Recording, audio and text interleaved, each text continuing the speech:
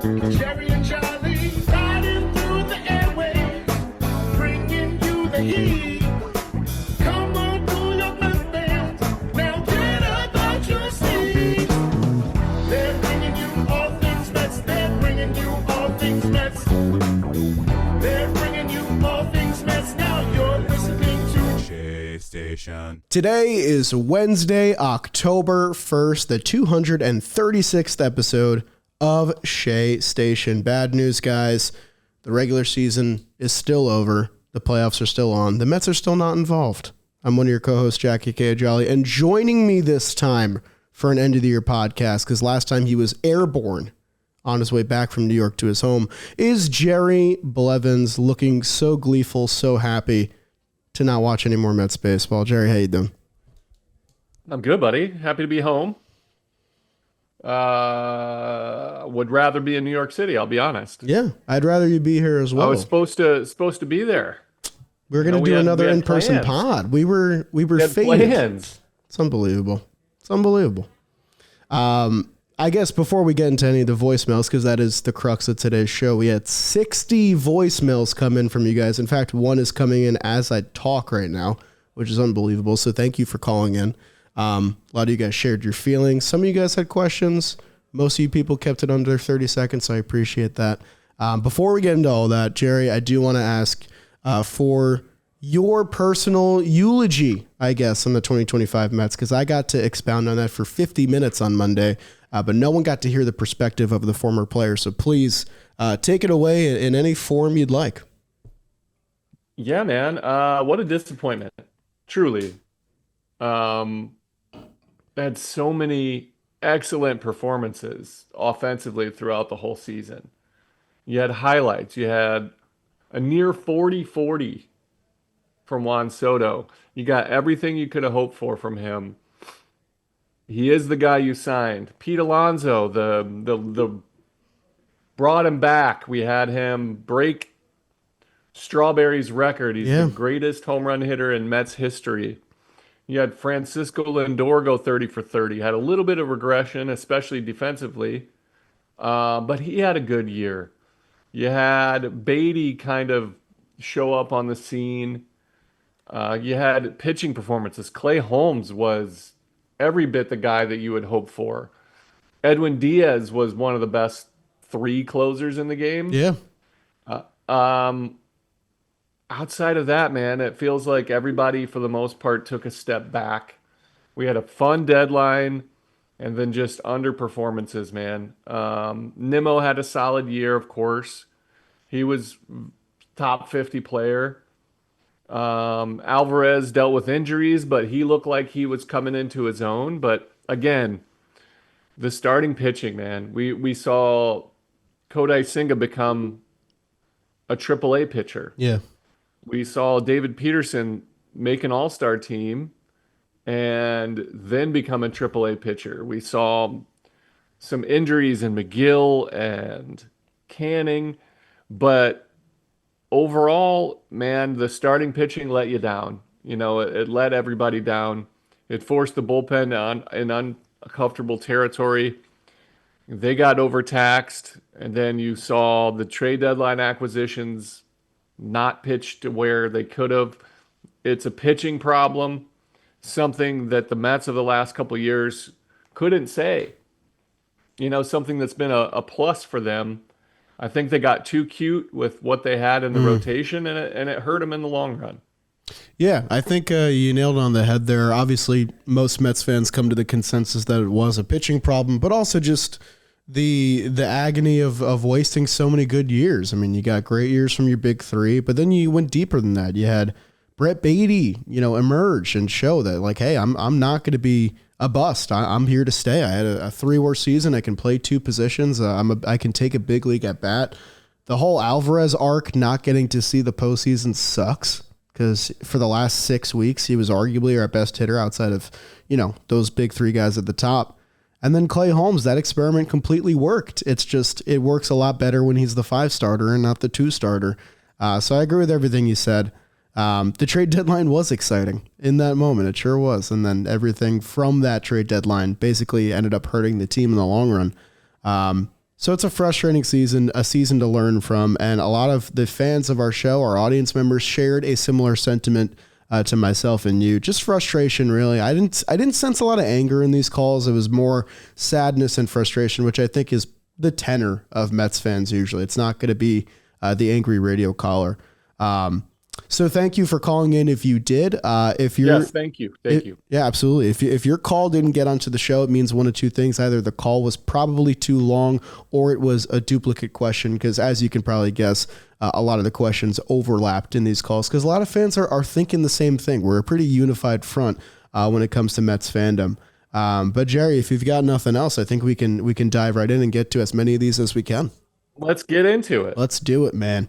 All right, I'm going to treat this with seniority. So if you were among the first callers, you'll probably hear your call first. Those calls got prioritized as well because I posted this at, I think, 7:50 p.m. on Monday, and we have calls from 7:55, 7:59. So I want to get to those people first because they're our diehards. They got the notifications on and all that good stuff. Okay. If you can't hear this for any reason, Jerry, just let me know, and we'll adjust. All right, here we go. Here's the first one from Alex. Hey guys, it's Alex. Obviously everyone's pretty upset about the season and how it ended, but I'm usually an optimistic guy and I like to look forward to the next season. I wanted to ask your opinion on how you think the starting rotation will be next season. Are we going to see all three of the young guys, plus who do you think is going to join them? Thank you guys. I love listening to your podcast. Thank you very much for calling in, Alex. Jerry, you got all that on your end? Yeah, I did. I got it all. Thank you, Alex. I understand why you listen to us. You're also an optimist. So, we stick together. We like to hear positive reinforcement. It's a pretty negative climate overall in the world. So we try to be as positive as we can. Hell yeah. I like that sentiment. Alex's question is pertaining to the starting rotation, which in terms of players is the biggest point of concern. But the weird thing about this Mets team is that they're kind of in a surplus of starting pitching. It's just not really the starting pitching that you want right now. Kodai Senga is under contract for the foreseeable future. David Peterson's in arbitration. Clay Holmes has another year as well. He mentioned the three young guys. Sean Manaea is under contract for the next year. So it's not really like the Mets have a bunch of pitchers coming off the books and can kind of rebuild the starting rotation from the ground up. They kind of have 8 guys locked in right now. So it's going to be trades and stuff like that if guys are going to be going out. I guess, Jerry, I'll reform this question to you. What is your ideal starting 5 on opening day next year as it stands right now, knowing no offseason moves? Yeah. So, I mean, McLean has another, I didn't mention it at the top, but a bright spot is the McLean's emergence onto the scene. He is in your starting rotation, barring an unforeseen injury. He looked fantastic. He looked every bit the guy that they needed. He stepped up in a very tough situation to come into as a rookie. And when your rotation mates are floundering, we needed him, and he stepped up in a big way. What a huge performance by him. He is solidly in there. Sproat, I think, is a rung or two underneath him. Sure. I think there's a possibility of him making the rotation, but probably not. He might be in that battle in spring training. Then off of that, I think Jonah Tong needs some. I think his weaknesses were shown, areas that he needs to improve upon. I think he knows what he needs to work on. There's some obvious things. I think he's a AAA guy. I think he comes into spring training and probably no matter what, I think he's on the outside looking in and starts the season in AAA. I think Christian Scott's in that same boat coming off Tommy John. Yeah. I think his limitations coming back from Tommy John are gonna be tough for him. I think he gets optioned down. Outside of that, man, it's Clay Holmes is in there for sure. Yep. I think Sean Manaea is in there for sure. I think that's your 3. McLean, Clay Holmes, and Manaea are your 3 only locks. From that, I think Peterson's a solid number 4. I think his build-up year, coming off surgery the year before and limited in innings pitched, I think he showed his ceiling. I think his floor is much higher than what he gave us. I think he's a solid option at the back end, and then you're kind of stuck here with Kodai Senga. Yeah. Um, I think you're stuck. I think he has to be involved. I think his numbers this year in the beginning were inflated in a sense that they were the underlying analytics and numbers say he was over his skis as far as production. I think he was right off the bat behind the 8 ball, and he was like Houdini, smoke and mirrors with how he was getting outs. Um, he lost all the swing and miss and all of his pitches and walking guys and knowing that he has to be perfect. It went really well for him in the beginning, and then it fell apart for him. I think he lost his confidence, and rightfully so. But I think you might be stuck with him at the 5 spot, leaving, Frankie Montas off the roster, maybe in the bullpen. He would be a solid arm to come out of the bullpen, I think. That swing guy that they didn't have this year. Am I missing anyone? I think you nailed it. I mean, that's pretty much everyone addressed at that point. I agree with Tong going down because he only got 2 starts at AAA, so he basically never really pitched there. The 2 starts, he didn't give up a run. Christian Scott, I think, is an interesting piece of this puzzle that we'll learn more about, his timeline and stuff like that. But that is the word with Kodai Senga. You're stuck. 2 more years, 15 mil a year. Initially, I was kind of really happy that he didn't hit that vesting option with innings because it's like, oh, we get him on this cheap deal and he's been so good. And then it's very funny how quickly baseball can turn that way. But I wouldn't guarantee him really anything. I mean, I think you leave that 5th spot open for a potential move this offseason, and hopefully it's a big one. But as far as your locks go, it is Nolan McLean. It is going to be Sean Manaea. You paid him $25 million a year to be a frontline guy, and you need to get him back to where he was. Clay Holmes fully has earned that spot. Sproat's going to be interesting. Maybe he's someone that gets floated in trade talks because I view him a little more expendable than Nolan McLean, who's a do not move under any circumstance. And I saw a lot in the calls, people were calling for maybe David Peterson to be a bullpen guy. You can't forget what Peterson was in the first 4 months of the season. He was truly spectacular. He was the innings guy for this team, and he got burnt out at the end. So maybe it's just a way that you treat him a little bit differently next year. Maybe you don't push him for that 7th inning, even though very clearly the Mets needed those big-time innings early in the season, as well as they did at the end of the season. So the rotation's absolutely in flux, but I think this Mets team has put themselves in a position where they kind of need to leave a spot open to bring something else in, a different energy, whether it's a big-time innings guy, a horse of some kind, another one of these young guys, I don't know, but they need to change some juju in there because this year's starting pitching performances were just simply tough to watch, point blank, especially at the end.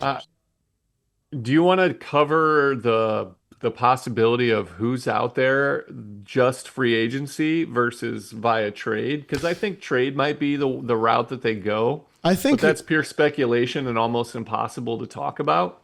I think it is. I think you're right, though. I think it is trade. I think we have the whole offseason to do that, really, and you just know that as soon as the playoffs end, the rumors are going to ramp up for, guys specifically like Joe Ryan, who was kind of in that midseason deadline talk. It didn't end up happening. But this is a Mets team that I think is going to be more aggressive because they finished runner-up for Garrett Crochet, and look what he did last night. 7 1/3, 116 pitches in a must-win game. You got to think the Mets would have benefited from that. There's a rumor going around that they had a package that was contending. Stearns ended up pulling back. Red Sox get him. They're 1 game away from advancing to the DS. We can play that game all day long, though. Spectacular performance. Yeah, absolutely sensational, and he's 25. I thought Fried was very good. Yep. Every bit what they needed. I think they pulled him too early. It was a good day for horses, though. I mean, this is Yep. We symbolic. saw what Scooble was capable of doing, and he was unbelievable. Yeah, man. But out there, I mean, we got Fromber is the top of the line, but he's 32, or he's going to be 32. Yep. I just know the Mets are probably into Dylan Cease. I know they're into that. Dylan Cease, Ranger Suarez is out there. We'll see what happens with him. Michael King could be on the free agent market depending on if the option that they have. We got. I'll say this so we can get so we can get to the other calls. We got months to talk about this, and it's going to be at the forefront of the Mets discussion. I mean, we can play favorites early on, but so it's a lot is going to unfold, and this is a thin free agent market too. So there's going to be competition this time around for the Mets as well. So internally, they have options. A lot of them not sexy, but I think you can pencil in 3 to 4 guys is probably the roundabout answer to our first question there. So thank you, Alex, for calling in. Thank you for kicking off our voicemail show. Let's get to another. I'm going to go with Mike from Long Island because I think it's probably the question on everybody's brain at the end of this disaster year. Hey, it's Mike from Long Island. I'm a longtime Mets fan and a first-time caller. It is just baffling to me that we missed the playoffs, but the question I got to ask you is, who do you think gets the most of the blame for this? David Stearns, Carlos Mendoza, or the players themselves?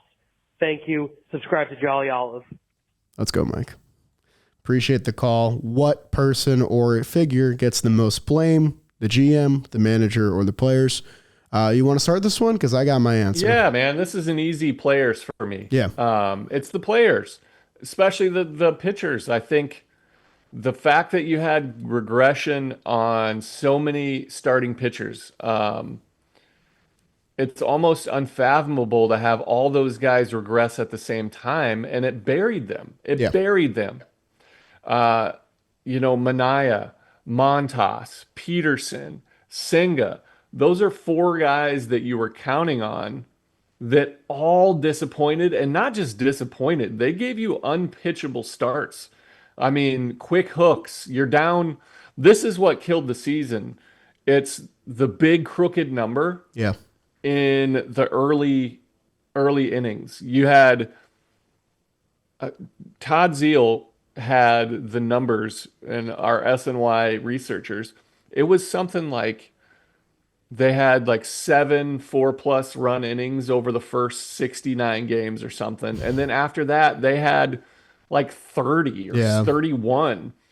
You can't bury your offense. That affected the defense because you're like, well, shit, I'm on my heels. You're walking guys. You're giving up big innings. Your offense, all of a sudden, instead of being down 2 runs where they can just chip away, they're down 6 runs. That's demoralizing. So to me, it's mostly on those starting pitchers, man. It was really, really impactful in the sense that the game was over. Yeah. The game was over when these guys were done after 3 innings. It's impossible to come back from, and it was the fact that it was start after start after start that these guys just fell apart. That to me is the biggest blame.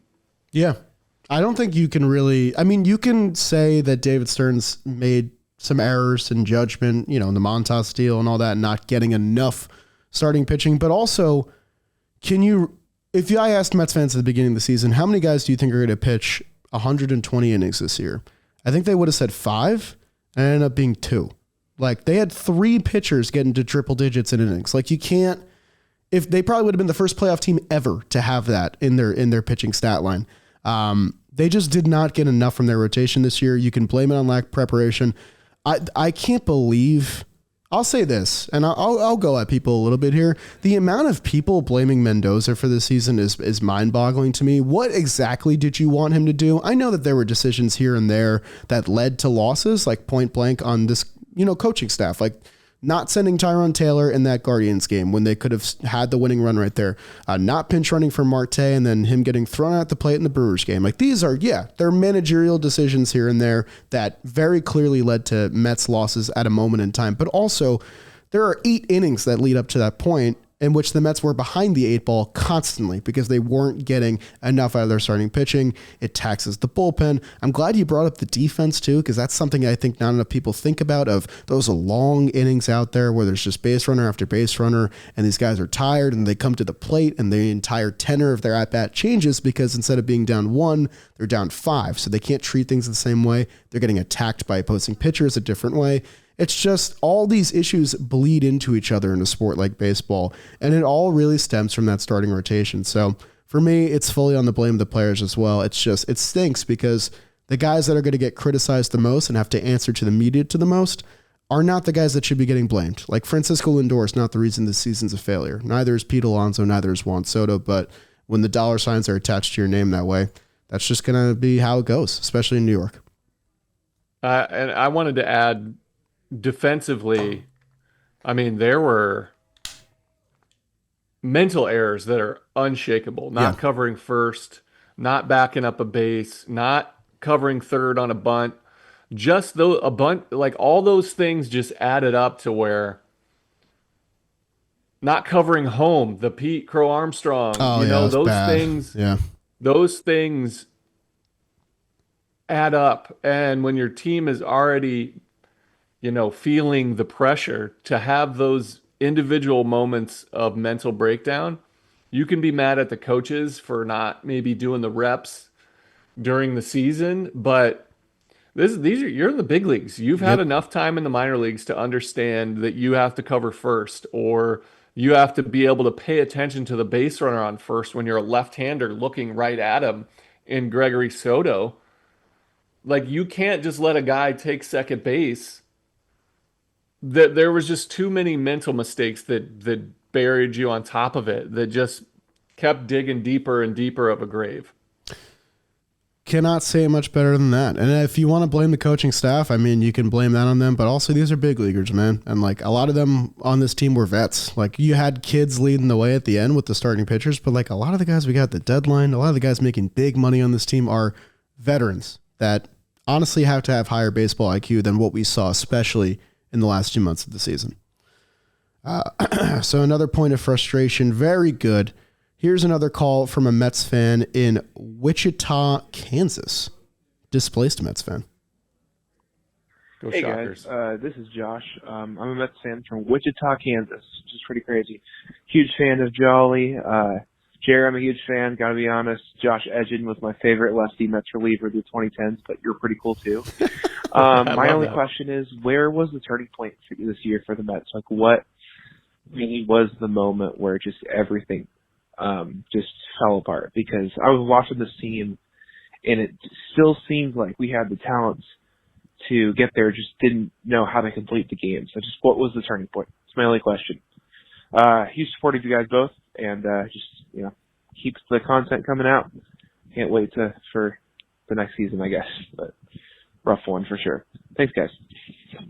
Thank you, Josh from Wichita, Kansas. The Josh Edgin slight is crazy. I did believe in Josh. I thought he was going to be nasty. I really did. Never happened, though. Edge was nasty. He was nasty. He got hurt. Yeah. He got hurt. So many Mets relievers back in the day.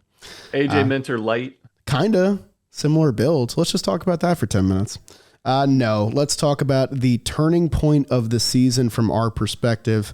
I'll take lead on this one because a lot of people point to that Rays series. That was the first of the 3 7-game losing streaks that the Mets had to endure. But honestly, for me, my brain really goes back to the early August Milwaukee series, which was the second of the 3 7-game losing streaks. They were just coming off the sweep at home against the Guardians, that first soul-crushing game where they lost in 10 when they had bases loaded, 1 out in the 9th inning, had an opportunity to win. So they were already feeling like they were playing losing baseball at that juncture. And then they lose 3 straight 1-run games to the Brewers. They lost the middle game 7-4. But also these were all games that the Mets had leads late, opportunities to stop the bleeding.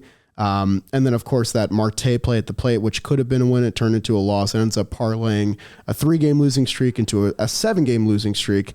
And it was the first moment in time where I really felt like this team was struggling to compete with the class of the National League outside of the Phillies at that point in time, because that was the only team they were really beating. And I needed that series to kind of convince me and get me back into things. And it was your trade deadline pieces were imploding. The coaching staff was making poor decisions, and you once again just were not getting those starting pitching performances. I believe it was pretty shortly before McClain got called up. Yeah, because he gets called up a series after that when they play Seattle. For me, I really look back at that one as a moment where they could have stopped the bleeding. They end up losing, 14 of 16 games in that stretch. And that little series in the middle was where they could have broke things up and possibly switched their momentum. But I mean, there's so many games you can point to, so many great options for where the 2025 Mets shot themselves in the foot and the head, if you want to get a little bit more direct there. But I'm curious, where was the turning point for you? Hold on, I'm finishing a note and I've got it written down. I'm just gonna. I'll give you my runner-up. My runner-up was the sweep on the road against the Phillies. Obviously, that's an easy pick. Early September games they needed to win against the team they usually beat, but that one was tough. So the downfall for me was the series in Pittsburgh to end June. Good pick. Great pick. That is it. So they're at Pittsburgh. They're up a half game. Yep. They go in, and the Pittsburgh is terrible. Offensively, specifically. Offensively terrible. The worst in the league at the time, and one of the worst in the league overall. Just an absolute waste of a game, of a talented pitching staff. Yep. They go in June 27th. They've got David Peterson against Mitch Keller. They end up losing 9-1. They put up a 4 spot in the second inning. You're down 4-0 off the bat. They end up losing 9-1. Exactly what you said before. Yep. Exactly. The next one is June 28th versus Pittsburgh. Blackburn is in. They were down 3-2, scratching and clawing, and then the Pirates put up a 6 spot in the 8th. Game's over. Game's over. Game's over there. And then they go in to try to salvage it.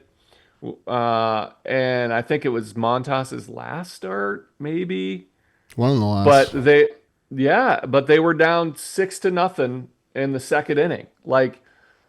Completely demoralizing. You need a sweep there. There was all right, finally we have a chance to take advantage of these poor teams. And instead, you're down 6-0 before you're batting in the third inning at the top of the third.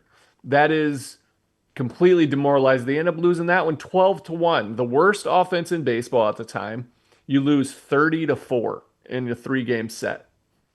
That is when your starting pitching just completely loses a game for you. Yep. You can't do anything about it. It's one of those. Montas started, went 4, gave up 6. Then Lovelady came in and gave up 2. Nunez gave up 2 and 1. Then Jankowski had to pitch. Mike Burrows. Forgot Jankowski was on the team this year. Not gonna lie. You know what? That's what I'm saying. Yeah. Then you're going. It was Montas versus Mike Burrows. Mike Burrows went 4 1/3, gave up 1 run, and then you had Genesis Cabrera, who we let go, throw up a shutout. How many people were on this fucking team this year? Carmen Majinski. Majinski. Yes, that one. He went 3 2/3, gave up 2 hits. Sure. Because they were already beaten. Yeah. They were done. They were just let's get out of here. That to me was the turning point where I was you just need a mediocre performance, slightly below average, to allow your offense to beat this team with an inferior offense. And they were losing so hugely. The margin of being down in the early innings just completely killed them. And then the one game that they had, a 3-2 game, they gave up a 6 spot in the 8th, just completely derailed it for me. Yeah, if you don't get swept by the Pittsburgh Pirates, I believe we were the only team. No, it was us and the Dodgers, the only teams to get swept by the Pirates this year, which is hilarious. But if you win one of those games, you're a playoff team. And also, and it was Paul Blackburn had the best start of that. He went, which is a travesty. He went 1 inning, gave up a 3 spot. Ace. That was the best start. And then you had Budo come in, Waddell came in, Reed Garrett came in, and then Brazoban who had that great start, this is where it fell off for him. He went a third of an inning, gave up Yeah. 4 spot. Everyone fell off at around the same time in this late June. And That that should have been the was sign to go get a starting pitcher at the trade deadline. That really should have been the sign. The thing that sucks about this, what I forgot about, a forgotten great win by the Mets. So they had done the 7 losses in a row with that Tampa Bay, and then they go to Truist and they lose. Chris Sale throws the shutout, right? They're losing a lot of games. The Braves come to Citi Field. They win the first 2 of a 4-game set. Mets win game 3. And then that game 4, I remember this win because it was when Griffin Canning tore his Achilles. He was cruising, and then I think in the 3rd inning, he tears his Achilles, and I'm looking at the box score. The bullpen puts together a heroic effort. Austin Warren, 2 1/3, no runs. Dedniel Nunez, his last outing of the year, 2 innings, 4 strikeouts. We may never see him again. Stanek and Diaz close it out. I remember that win as that was a really good team win. Bullpen picked us up. Momentum is building. 2 wins in a row. Now let's go to Pittsburgh. Let's go beat a bad team, and then they got swept. I remember that was a great pick for, I think, a turning point in the season because it's the end of the halfway point of the year and you had a chance to turn the tide and you just didn't. And yeah, great pick, Jerry Blevins. That's why he gets paid the big bucks, guys. All right. Gets paid huge bucks. Let us know in the comments down below. What was your turning point in the season? Because that's a fun question, honestly. You can point to a lot of different things. Okay, this is a burning question that I think we're going to have to talk about a lot this offseason because the Mets are in an interesting spot with this specific player. This is from Jared in Illinois. Hey, this is Jared from Illinois here, and love the pod. But my question is, what the hell does this team do with Jeff McNeil? I just feel like he's important to this team, or he has been, but this year he kind of just lost a lot of the spark I feel like he had in recent years. And do we just keep him for one more year and then drop him? Or, I mean, do we explore a trade? What would we even get for him? That's kind of what I want to go over. Thanks, guys. Love the pod. Yeah, so Jared from Illinois brings up Jeff McNeil. Jeff McNeil trade rumors have been going on basically ever since he won the batting title and signed that extension. Pretty consistently, I've said that this is a plus player, and there's no reason to trade him. He's on a good contract, all that stuff. Now the Mets are in kind of a unique scenario where they have a boatload of infielders that they don't really know who's going to play where. They know that Brett Beatty's a piece of the future and probably deserves to play every day and should have played every day at the stretch of this season. McNeil finishes the year with 2 WAR, a 111 OPS plus. He has 1 more year of guaranteed money on his contract at $15.7 million, and then a team option worth the same amount of money for the following year. He's going to be 34 years old next year. This is the first time in my fandom that I've really felt like a McNeil trade is actually realistic. So I guess my question, and I'll reshape it for you, Jerry, is Jeff McNeil on the opening day roster of the 2026 Mets? That's a good question. And thank you, Jared. I don't think so. I think they let him go because I think the combination of young guys in the infield with Beatty, Vientos, Luis Angel Acuna, they got to find these guys playing time and they got to find them positions. The biggest setback for me, like obviously he's not the hitter that he was. Right. He's just not. A 2 WAR season is great. I never had a 2 WAR season. Really? It's fantastic. It's hard as a reliever, though. It's not fair to you. It is. But still, these are tough things. But he regressed defensively for me. Yeah. I think that the key for me, the biggest thing that kept him in the lineup was his ability to play. I mean, he was like a Gold Glove caliber second baseman. Absolutely. He was a Gold Glove caliber left fielder. And he just wasn't that this year. I mean, he went from a 5 defensive runs saved in 21 to 4 he had in 22. And then this year, it's all negatives. He was a -5 in the outfield. Really? Jeez. Yeah. -2 in left. -3 in center. Yeah, just but still plus at second base. So which is, still I think, plus, yeah, but it's a big drop off, and he's getting older, and it's only going to go down from there. yeah, I think you can get that. I mean, we saw him get double switch, or we saw him get switched for Luis Angel Acuna yep. at second base just to play defense. That's the problem for me. He's still a good ball player. There's still teams that can use him. I think he's a great utility guy, but he can't be. I don't think he's the answer for an everyday starter. Again, he's a very good ball player, but not good enough, I think, for a team that wants to win the World Series. I think it's an interesting play on that because I agree with half of what you said, but I do disagree at the end. I think that if a team is going to trade for Jeff McNeil, I think it's going to be a team looking for like that last piece, like that X factor, and maybe it's a team that just needs a second baseman. And the reason I think I'm pro trade this time around, which I haven't been before, is that McNeil still has tools. He still is one of the toughest strikeouts in the game. Still a great bat to ball hitter, can still play a good second base. And if you're a contending team that needs that, this is a good contract to add to your payroll. I just think, and you can take it from the David Stearns presser as well from a couple days ago, that the biggest sentiment was the team needs to prioritize youth and they need to prioritize run prevention. And Jeff McNeil is currently neither of those things, and the bat is not enough to offset it. His overall offensive numbers definitely get hurt by a really bad September where he had a 514 OPS, because outside of that, he had a pretty terrific offensive year. It just started hot and kind of steadily declined. And that's a lot of what happened to the Mets players this year. Hot starts, steady declines. And I just think if you can trim the fat on that roster with the guys that kind of fit that description, it's a decision you might have to make. And also, a change of scenery might benefit both sides. I don't know. It's been 8 years with Jeff McNeil in a Mets uniform. Brandon Nimmo is another person in this discussion, but he's just a lot harder to move with that contract. McNeil, I think, is someone that's a lot more flexible and expendable. Does it hurt the clubhouse? Does it hurt P. Alonso's returning? I have no idea. There's a lot of factors that go into this kind of decision that are beyond the numbers on the page.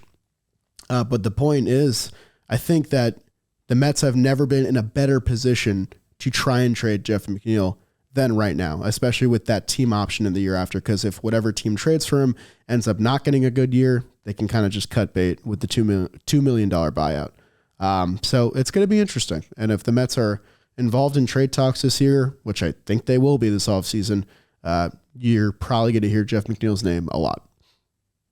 All right, great question from Jared in Illinois. Let's see what else we got here. Oh, this one got my gears going.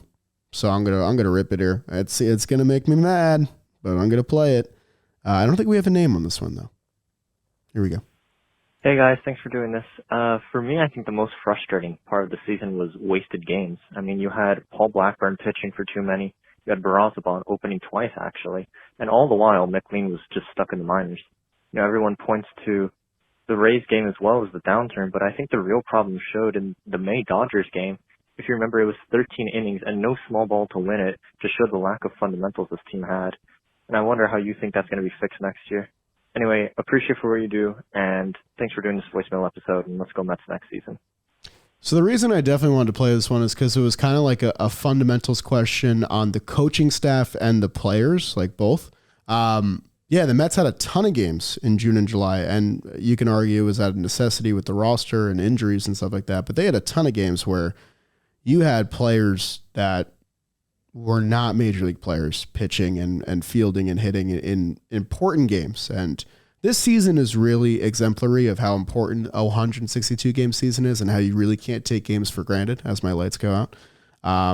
So I wanted to ask you, one, what would you rate the fundamentals of this team on a scale of 1 to 10 this year, taking the entire year into account? And two, who is to blame for those Paul Blackburn starts? Who is to blame for Alex Carrillo being the first guy out of the bullpen after the All-Star break when everyone's rested?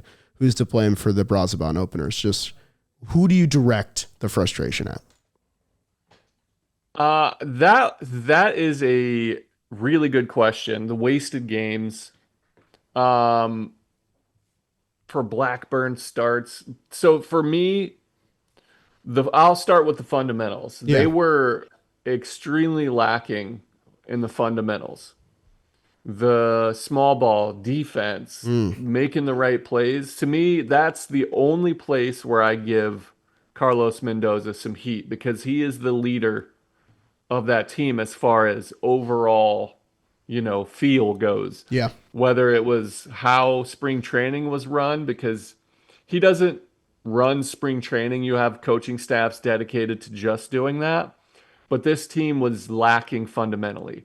I think they came in feeling really good about the year that they had the year prior.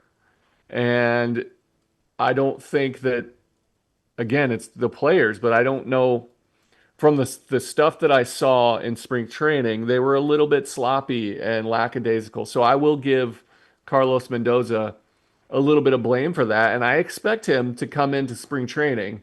I fully expect him to make an adjustment about that. He will not allow those things to be lackadaisical, to be nonchalant. You have to focus on it because it costs you. He will come in with an emphasis on that. As far as the Paul Blackburn starts, I think they were biding time for Montas to come back. Yep. And more importantly, they were biding time for Minaya, because it always felt like Minaya was one start away from finding it. And they just kept pushing and kept giving him some length, and it just never came. And I love Sean Minaya as a human. And I do think he's a really good pitcher. And he even had said something after the game, after game 162, was he just put too much pressure on himself, which I think he pitched really well in that last start. Obviously, the hook was really quick, and I understand it. But I think they put a lot of emphasis on, getting Kodai Senga going, getting Minaya going, getting Montas going. They just had that gap that they were trying to fill. And you were thinking, Blackburn here obviously is not the best start, but if we can just get one more start, let him lengthen out, and then that fourth, fifth inning when Minaya was falling apart will go away and we can be back to normal. Yeah. So I think they were just waiting for something to happen in the positive, because it was, again, I felt it too, that they were just, Minaya was on the precipice of showing us a serviceable starter, and it just never happened.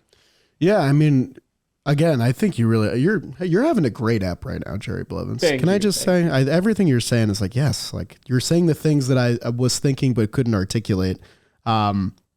With Blackburn, it's just, it makes me think about, I know I brought him up last pod and some people vehemently disagree with this. I really wish this team re-signed Sevy. I mean, that's just a guy that was going to give you innings. He threw 180 innings this year. It wasn't all pretty. I get it. But the Mets needed that so bad. And there was so much threading the needle in between the season. And with those Blackburn starts, that wasn't a position where the Mets could really rush up someone young. But it makes me think of guys like Severino. It makes me think of Joey Lucchesi, who had a terrific year for the Giants, who I think wanted to come back to this organization and was toiling in AAA for 2 years, waiting for an opportunity. That would have been the opportunity. It makes me think of stuff like that. And then with the fundamentals, I will say this only. There is a man out there who just got relieved of his duties as a manager after, I think, 1 season, who is a free agent, who I hope is healthy, and I wish for his health.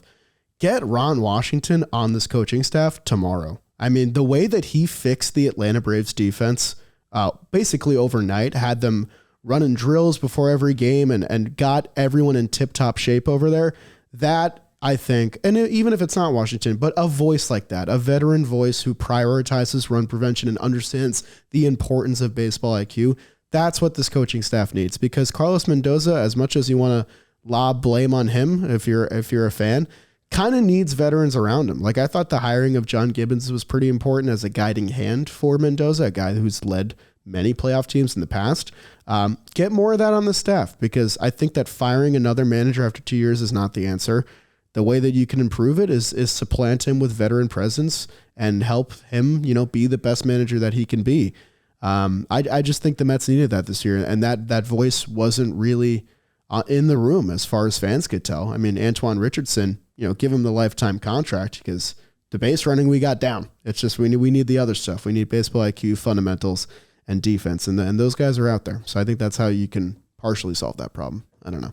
That's interesting with the Ron Washington. I saw that firsthand. Obviously, he made a huge impact on the A's, even though he was in the dugout with the Rangers when I was with the A's. His impact in Oakland was huge. Yeah. Seeing him go back and what he did with Marcus Semien and those A's, playing on the same team with him in Atlanta and watching him go about his business, keeping big egos in check because he's not afraid to call guys out to make them work we saw him as a manager with the Angels, not afraid to speak his mind even though sometimes it was out of pocket. At 70 years old, just coming off a quadruple bypass and not Jeez. being re-upped his interest level of coming in and doing the same thing he did before. But I agree that they need a guy like that, a fiery individual that puts in the work, willing to go out there to push guys, that takes pride in the little things. Yeah, that's interesting. Knowing our I luck, thought I was though- like, are you talking about Boch? no, I don't think I'm not on the Bochy train because that's just Got it. Buck And- 2.0, guys. We don't need that. Yeah, that was interesting. And then seeing I know what you're going to say. Snitker. I was going to say, with our luck, Ron Washington's the new manager of the Braves, if I had to guess. Right? If I had to guess how Snit this just goes. stepped down. Yep. Yeah, it'll be interesting to see where they go. But yeah, I agree. They just need to get down to the fundamentals, I think. Yep. To strip it bare, allow these talented guys to play their style of baseball, but also do it with intent on the bottom of the order, pushing guys into scoring position for the top of the order. Like, they had tremendous years and we still lost. That's a tough pill to swallow. Yeah, can't agree more. I think we're going to do probably one or two more voicemails before we wrap it up. And these will kind of be more of the more fun ones because this has been, it's been a tough pod. We're trying to psychoanalyze and figure out what exactly is wrong with the DNA of this club. But sometimes that's where everyone is right now. Yeah. That's not in the playoffs. we're just trying to, yeah, exactly. And I think also it's important to sometimes step back and just look at the franchise as a whole and maybe the uniform that they wear. So this one comes from another no-name caller. Hey guys, thank you for hosting the pod. I just kind of want to know, this is the first year that I introduced my girlfriend to baseball and the Mets as a whole, and I, against my better judgment, chose to go to game 162. Was even sitting in left field where we got to watch Pete Alonso's line drive get caught firsthand. I was wondering if you guys have any advice as to how I can get her back on the bandwagon next year, because boy, that one was painful. Thank you guys. Appreciate your call, man. Tough first year to get her into the fandom. I think this was important though. And I wanted to include this call because when you have a season like 2024, people are going to hop on the bandwagon and good. You want fans back in the ballpark. It's the reason they set the new attendance record. I do wonder how many of those new fans come back after getting their first whiff of what Mets fandom is really like. Because Mets fandom is not really like that 2024 season. It's more like the season you just saw. But I guess, Jerry, you're a married man. You've raised a wonderful family. You're crushing it in life. What advice do you give to our guy here to get his girlfriend back on the Mets bandwagon in 2026? I don't think you have to push to get her back. This is, if you wanted her to be a Mets fan, this is what it feels like. This is what sometimes. it is, kind of, yeah. Yeah, especially in your first year, you have these high expectations, a high payroll.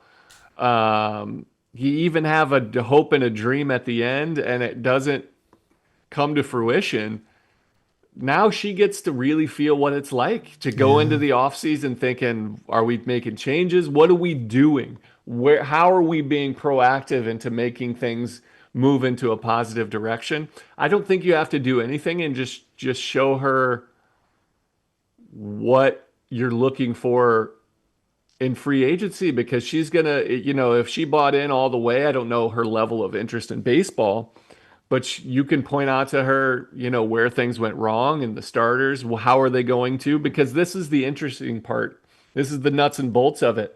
What are they going to do? Right. How are they going to use the deep pockets of their owner and try to fill in the glaring holes and the parts of this team? So I think it's fun, but true. This is a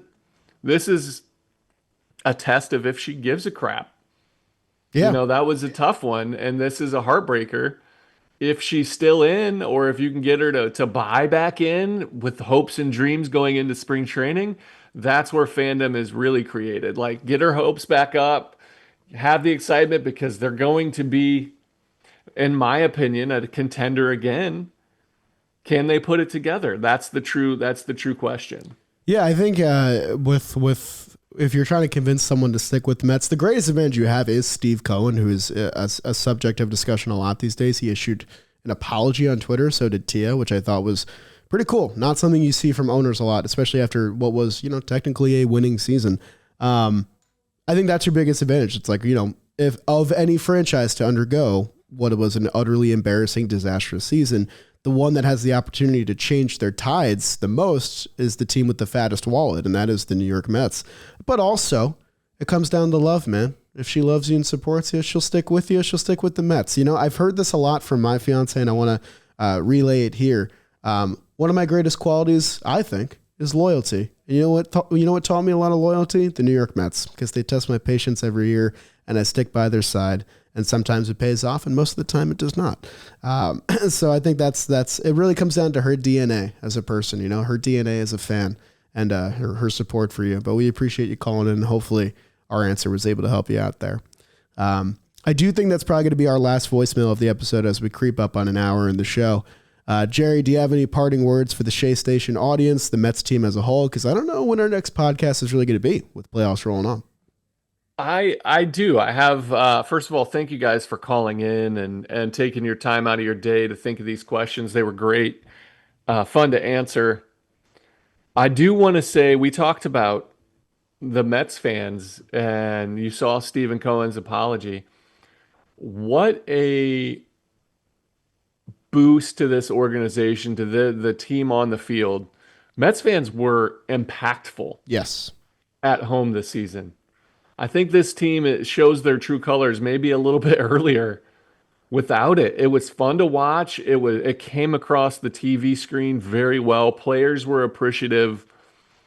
It was awesome to see, so thank you to those Mets fans for really showing up at the ballpark. It was awesome. It made it made me more proud to do what I do now, knowing that you guys were showing up. So I appreciate it. And even in that game 162, anonymous caller, that was New York South. And that's a reason why Sandy skipped his start to make sure he faces the Mets, because you guys show up in Miami more than the Miami Marlins fans show up. Every game you guys are there. It's a majority of Mets fans. But I just wanted to say thank you to all the fans that showed up to the ballpark, that supported, man. It was fun to be a part of, and you definitely did make an impact. Yeah, and it's going to be different next year for sure. I doubt that we set any attendance records unless the Mets go on another run or play like the team they're supposed to play like next year. But I love what you said about it. It hid the warts a little bit of this team early on, I think, because they just had such a supreme home field advantage. They still had one of the best home records in baseball by the end of the year. Pride is the word. I think I said that in another episode. It might have been a solo pod, but it was cool to have pride as a Mets fan, because so many times do you remember, we always bring this up, but the 2022 late season month of Escobar, that magic, 4-0 comeback win against the Marlins, Eddie gets the hit and then they pin at the crowd and there's no one there. And I was like, damn, this team is putting together a 100-win season and it feels like no one cares enough to get to the ballpark. And it was different this year. And I hope it's still kind of like that next year, but you got to believe this Mets fan base is definitely hurt a little bit from what happened. And it's going to take a lot to win them back. The Mets at home went 49-32. That's over good, a 600 man. winning percentage. God damn. And they went 34-47 on the road. Yeah, and it felt like it. It felt like it. And it felt like it. Their performance at home was spectacular. So. And I think we had a lot of reason to do with that. So be proud of that, Mets fans. You did your part this year. It's not on you. That's for certain. And thank you if you listen to Shea Station all year long from both of us. We really appreciate it. 2025 season was on our end a success. I wish we could say the same for our team, and hopefully next year will bring us a little bit of different fortune. So we don't know when we'll be on the mic next. It'll probably be at the end of October. There's not really going to be much to talk about until then.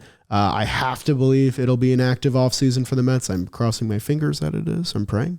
And when those moves start to trickle in, when those rumors start to trickle in, that's when you'll probably hear from us again. We appreciate you. If you're listening on YouTube, leave a like, subscribe to the channel, all that good stuff. Thanks for all the positive reinforcement. If you're on a podcast app, rating, review, all that good stuff. We appreciate you. That's all I got, though. Jerry, anything else? Let's go Mets. Let's go Mets, as tough as it is to say. Let's go Mets fans. Hell yeah. Appreciate that more. LGMF instead of LFGM. I like that. Just move the F. Easy. Don't have to change much, you know? Nice and easy. Just do some Photoshop. Station. Jerry and Charlie.